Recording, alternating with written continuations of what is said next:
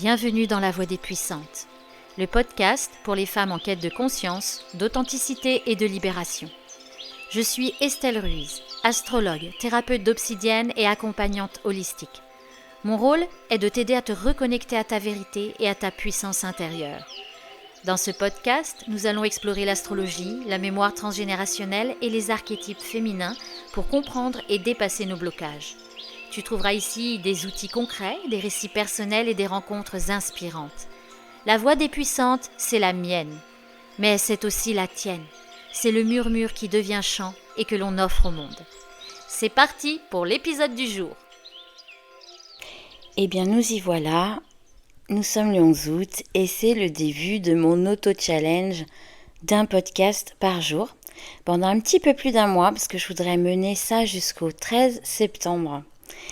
Alors, comment l'idée m'est venue ? Déjà, j'écoute depuis 2 ans une entrepreneuse qui s'appelle Aline, un podcast qui s'appelle « Je peux pas, j'ai business ».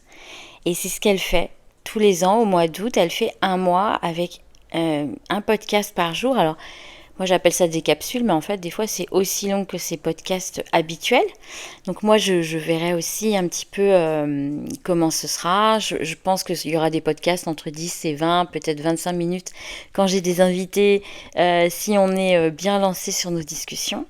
Mais je ne veux pas faire non plus des choses trop longues, mais j'adore avoir tous les jours ce petit rendez-vous où je vais écouter son podcast. J'aime beaucoup aussi son contenu, ce qu'elle propose. Donc c'est chouette, tous les jours. C'est un petit rendez-vous. Je sais qu'au mois d'août, elle fait une fois par jour un podcast et je vais écouter de quoi elle parle. Alors elle fait un mélange et c'est exactement ce que je vais faire. De ses coulisses, de choses concrètes, de thématiques qui sont traitées. Alors elle invite personne, mais moi je vais avoir pas mal d'invités. Et je suis hyper enthousiaste parce que finalement, ça se crée et ça naît au fur et à mesure, parce que j'ai pris la décision finalement en rentrant de mes vacances la semaine dernière. Et là, je suis en train de créer un petit peu toute la ligne éditoriale, mais j'ai pas encore tout.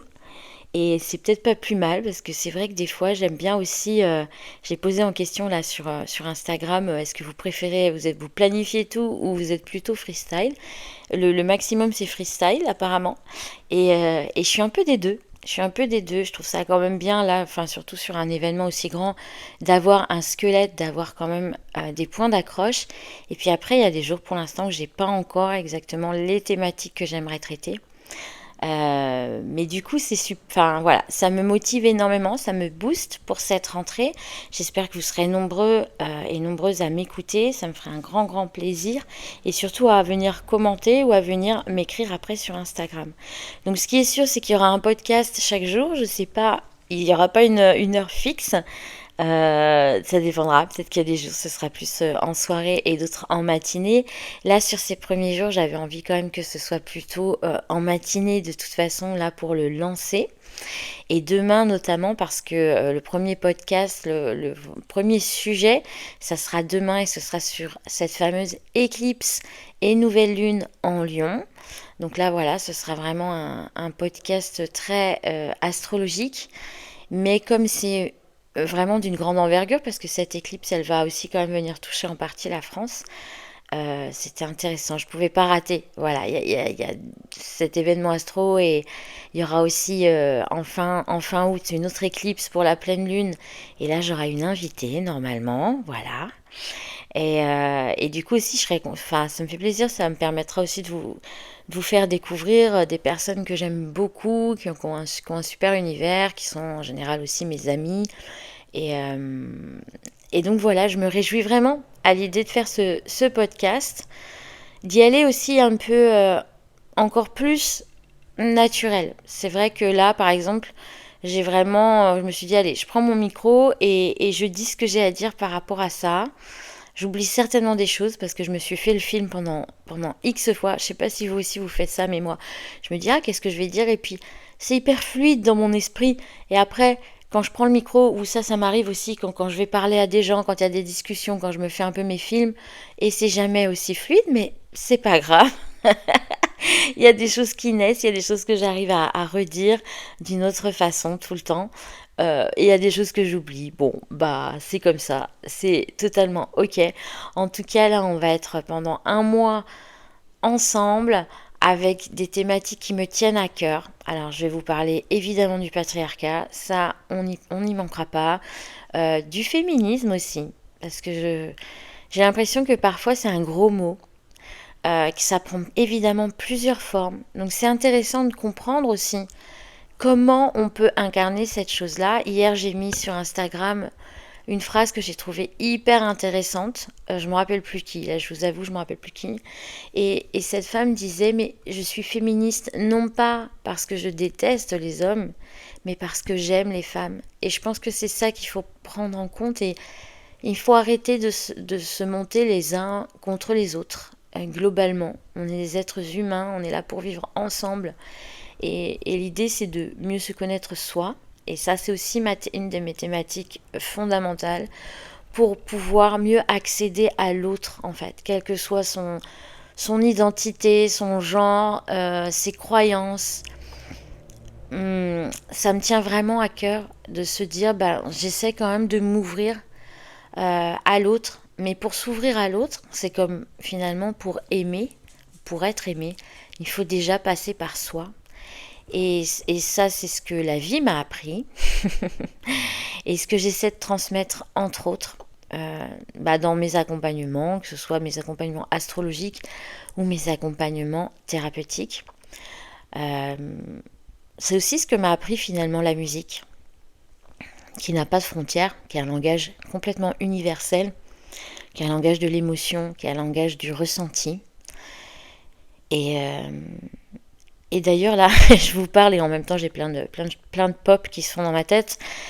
Ça me fait penser que je relirais bien un livre, parce que j'aimerais bien peut-être vous en parler, La Voix du Sentir de Louis Sanza, que j'ai lu il y a très très très longtemps, qui est un très très beau livre, justement, sur cette connexion au fait de sentir, de se ressentir. Et plus j'avance, plus je me rends compte qu'on ne peut pas enlever un pan de notre être. C'est-à-dire qu'effectivement, il y a le corps physique, il y a aussi tout ce qui est mental, la logique, la raison. Et il ne faut pas l'enlever complètement, surtout quand on est dans des milieux aussi spirituels. L'idée, c'est pas de le mettre à côté, c'est de l'intégrer. Il y a tout l'espace énergétique, qui du coup est un espace aussi qui est complètement invisible, et l'espace spirituel qui nous relie à quelque chose de beaucoup plus grand. Donc voilà, j'espère pouvoir traiter de beaucoup de ces sujets-là. Voilà, en vous parlant, finalement, j'ai des idées aussi qui arrivent que je vais me dépêcher d'aller noter et de voir comment je peux en parler sur les jours à venir. En tout cas, moi je me réjouis. Voilà, je me réjouis de pouvoir échanger, de pouvoir vous livrer un petit peu plus de moi, un peu plus de ce que je pense, parce que on est exactement dans cette période-là. C'est ça aussi qui est assez dingue. C'est qu'en ce moment, on a ces éclipses, dont je parlerai demain, et on a aussi une planète très importante qui s'appelle Pluton, qui est une planète de transformation. Et on a aussi l'axe des nœuds qui sont entrés dans l'axe justement Verseau-Lion. Et dans le zodiaque, en astrologie, c'est l'espace du lion, c'est l'espace pour prendre sa place, pour rayonner. Pas rayonner et prendre sa place depuis l'ego, depuis le moi, mais depuis un espace beaucoup plus haut, depuis un espace de valeurs profondes qui viennent depuis le cœur et qui demandent d'avoir énormément d'humilité, au contraire. Et cet espace-là, il vient ensuite être proposé au collectif.